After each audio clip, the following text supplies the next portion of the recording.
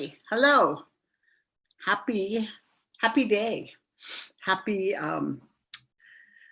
what can I say? Daylight Savings Time Day, International Women's Day. It's almost Purim. It's a great day to be together. So, yeah, let's celebrate. I wanted to talk tonight. Our theme this month is politics and religion, and I wanted to talk about, call it the cost of living, how we balance out a life of working for the common good and caring for ourselves and those we know and love. And I thought doing that on International Women's Day was especially appropriate. You know, the song Bread and Roses, which I think we'll hear later, was inspired by a strike of women in Lawrence, Massachusetts at the textile mills. Somebody had a sign that said, "We want bread, but we want roses." And the song has the line, "Hearts starve as well as bodies. Give us bread, but give us roses." And I think that women's activism in many ways embodies that desire to care for ourselves as we care for the world. You know, there's the famous quote from E.B. White: "If the world were merely seductive, that would be easy. If it were merely challenging, that would be no problem. But," says E.B. White, "I arise in the morning torn between a desire to improve or save the world and a desire to enjoy or savor the world. This makes it hard to plan the day." And indeed, it does make it hard to plan the day, the week, the month. International Women's Day, depending on whose story you listen to, maybe started in 1908 in New York City, maybe started in Russia in 1913. The UN made it official not until 1975. But at any rate, it is celebrated around the world, and I hope that you've looked at pictures. There are massive marches around the world that are very exciting to see in Mexico City and all over Central America and Turkey. Women are out in the streets, and I wish that were true here where I live in Minnesota, but everyone was, I don't know, washing their cars or something. It wasn't happening. I love that International Women's Day overlaps with Purim. Purim, the Jewish holiday celebrating women's revolution. I've been reading a lot of feminist rabbis and what they've written about Purim. And I love this because, you know, there are always so many interpretations of every biblical story. Here's the one I like. So King Ahasuerus was the king, and he had this wife Vashti. And Vashti loved to have parties and celebrate, and he ordered her to come before him and all of the men at one of these parties. Some of the people think naked to show off her body, to show how beautiful she was, and she refused. She said, "No, I'm not coming." And he freaked out because she said no, and he banished her. And in fact, his advisor, Haman, said that they should send out something to all the men to say that men should be dominant in their houses and that women needed to be obedient. And so Haman was an irritable guy. He also got really annoyed because this fellow Mordecai, who was a Jew, refused to bow to him. And he decided because of that all the Jews should be killed. Well, by that time, Vashti was gone and Ahasuerus needed a new wife. And so Esther came forward. Esther didn't really come forward. All of the language, the rabbis point out, Esther was very submissive. She was very passive. And it was her beauty and her passivity that seemed to have elevated her to replace Vashti, who was much more active. And so she became the new queen. She was Jewish, and her stepfather or her adoptive father was Mordecai. But she didn't tell the king that she was Jewish, but she was, you know, kind of doing his bidding, coming only when he said to come, you know, just being a good, obedient wife. And Mordecai came to her dressed as a beggar, and he said, "Hey, you've got to save your people. You've got to tell the king not to kill the Jews. Tell him that you're a Jew. She said, I'll be killed if I do that. I'm not allowed to talk to him unless he asks me something. And Mordecai said, if you don't do it, who are you going to be? Who are you?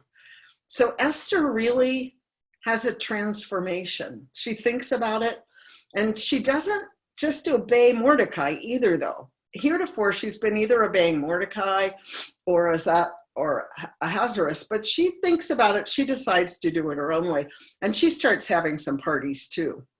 And she gets much more active. And then when the king is really enamored and madly in love with her, she tells him that she's Jewish. She comes out. She says, hey, this is who I am, the person that you love.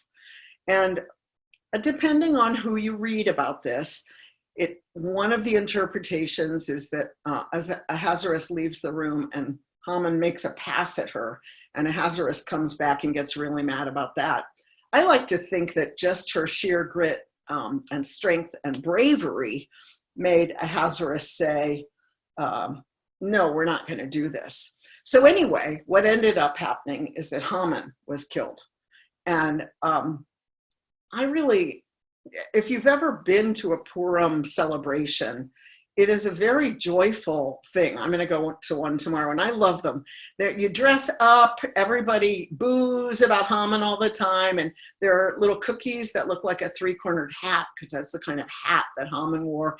And it's a really joyful celebration of a really horrible time in history, actually. But there's victory too to celebrate, but there's also just the sheer joy of women's courage. A woman who had the courage to say, no, I'm not going to come before you. And a woman who had the courage to say, I'm coming out. I'm telling you who I am, even risking my own life. And I feel like Purim is a good holiday to kind of represent the balance between working to stop oppression and working for liberation and joy. The celebrations are certainly a good combination of the two. But I want to suggest, and if you happened to watch The View last week, you saw some really wonderful guests talking about this. The View is our talk show that we do on Thursday mornings. You can go on YouTube. It's VUU. That doesn't stand for anything. It's just silly. But we interview lots of people, and we were talking to local activists. We were talking to 3 women who are watch The View. We call them super fans, but also are amazingly active themselves. And they were saying, and one of them I just thought said so brilliantly, if you love to cook, think about who you can cook for, use your cooking, take it down where the people are protesting at the ICE headquarters, give it to the protesters, give it to the people who are doing the kind of work. I think we think of activism as, carrying a picket sign and walking around, and indeed sometimes that's what it is, but that certainly isn't all that's needed. Every single one of the skills that we have is needed. And if you think about Vashti and you think about Esther, Esther did the work inside. She was an insider. Vashti left and was on the outside, but both inside and outside resistance is really important. So we can do resistance at our jobs. We can do resistance within our families. We can do resistance in our neighborhoods. If you love children, you can offer to do childcare for political events. My own kid was young during the Iraq War, and we lived in Washington, D.C., and it was this freezing cold winter, and week after week we were going to demonstrations. And I'll never forget one Saturday when yet again we were putting on the clothes to go down to protest the war. This was in 2003. Jai said, I hate peace, get me a babysitter. One of the famous quotes in the family. But it did get very repetitive to just do that over and over. But also, I was doing that because there were Unitarian Universalists coming from all over. And for me, the joy was in seeing those people. It wasn't there for my kids so much. But I thought about how I was raised with the same grumbling at my parents.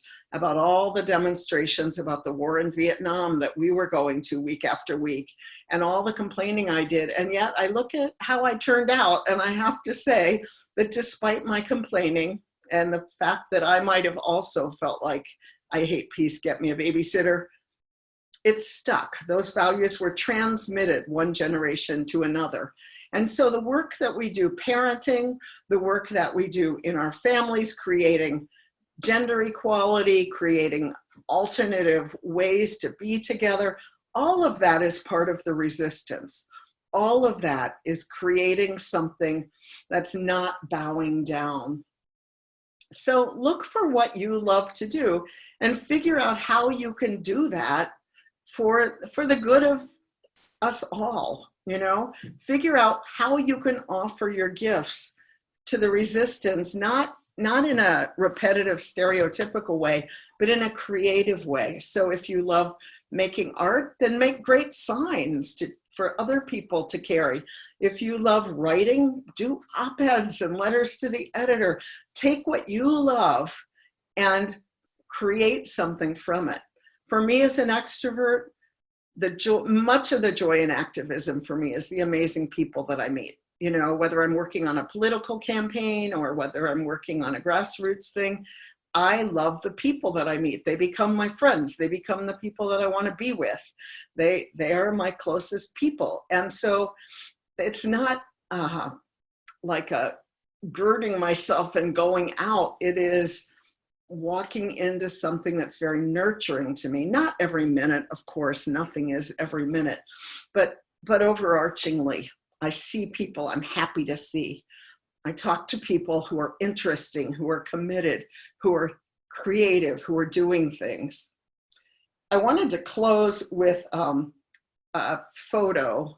Mark, can you put the photo up that I asked you to show? Are you there, Mark? There he is. Ah, yes. This is Aspen. Aspen is the child of Ashley Huron and Karen Hutt. And I loved this. This is Ashley, if you don't know her, works with Side with Love at the UUA at this point, longtime activist in many fronts, local here in Minneapolis. And she posted this picture of her kid and she said, "This is my organizing inspiration today." Here's what Aspen said to her. "Mama, first I'm going to be a firefighter right now. But I'm going to bring this gown along with me on the fire truck because I'm going to the ball afterwards." And Ashley said, "In other words, today we put out the fires, tomorrow we dance. But no mistake, make no mistake, going to the ball is part of the long game." We need the long game, and it needs to include going to the ball if that is a place that is joyful for you. It needs to include planning and knowing that we are going to have fun, we're going to dance, we're going to celebrate, that is part of the resistance. That's my message for today.